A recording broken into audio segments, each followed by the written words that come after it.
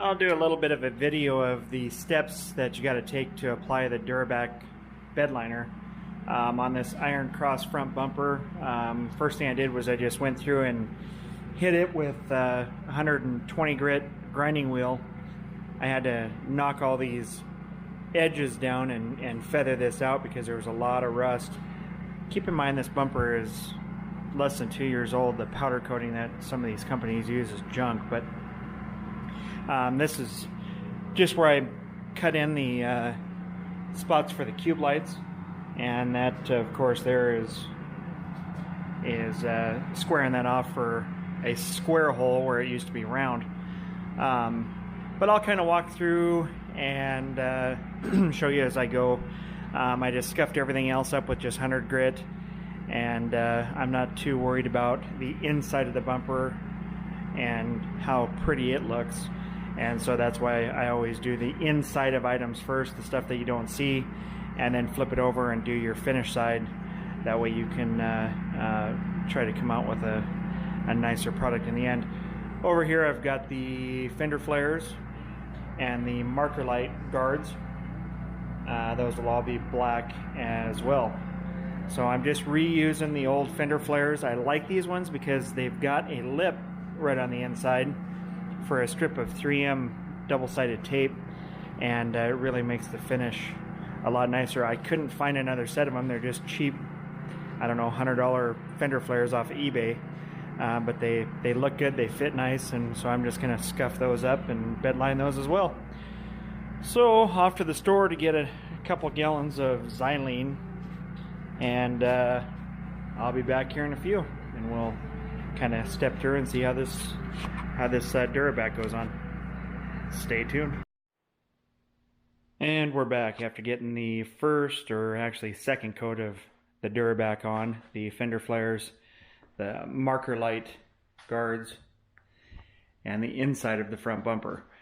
At this point here, I flip these fender flares upside or back right side up and just kind of scuff down a couple spots that had fuzzies or imperfections in it, and so I'll work on that more and prepare it for its final 3 and 4 coats. The front bumper, so as originally as what I did was I took a 120 grit grinding wheel and I scuffed up all of the original powder coating on this front bumper, and then really ground down my edges where all the rust was starting to form.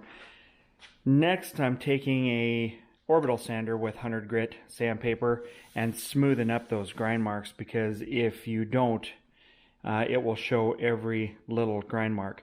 Now once you apply, say, your 5th coat, then those will actually start going away, but right off the bat you'll really see that. So I'm just kind of hitting it, knocking all these grind marks down. You can see that they're pretty aggressive, and then here's where I've sanded so far, and we're getting her feathered out and pretty smooth. When I painted the inside, and I always paint the inside of items first, because then I bring that paint up and around the edge of the face of the product, or of the project, and so that way on this face, then I can just taper this Durabak or this bedliner edge down, just taper it down a little bit. That way you're creating a nice bond around that lip. That lip consequently is what takes the beating, and on this iron cross bumper, that lip is what really started lifting and allowing salt and dirt and stuff to get underneath the powder coating and causing it to rust. So keep on sanding along here, and I'll be back when I get some more coats on this stuff. Alright, we have the final product here. I got the fender flares mounted up. From a distance, this Durabak product looks absolutely fantastic and flawless. I'll always tell you the pros and cons to what I'm working with, but the only negative thing that I have to say about it, as you've heard me talk about quite often, is the way that it skins over so fast when you're trying to work with it.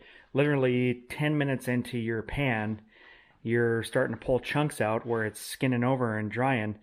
And I mean, I have added xylene out the ass to this product to just try to keep it thin and try to keep it smooth. But as you can see when you get up close, there are quite a few little chunks here and there of the Durabak as it starts setting up in your pan. So like I said, I don't doubt that it isn't strong. It looks great, especially from a good distance. That is what irritated me on the whole Durabak thing, and that goes for the RV body, the truck body, and so far the accessories. You can see that I've got the lights just kind of semi-mounted in there. I'm waiting for the Warren new controller assembly for the winch, so that way I can get this bumper mounted up. But another close angle. Texture's fine. I don't mind that at all. I like the way it lays down and just kind of self-levels and does leave a bit of a texture. But as you can see, there are quite a few little chunks.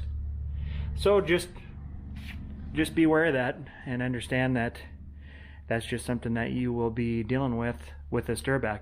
Now, if you use their Durabak product that's got the chunks of rubber in it, then you're not going to have that issue because it's just going to blend right in with all the chunks of rubber. But if you're going with their smooth product, it's a Bearcat. So, but thanks for checking the video out. I'll try to just add more videos here and there and be a little more diligent about doing so, just to kind of help guys out on making good decisions on products that they choose to use and go from there. So have an awesome day. We'll talk at you later.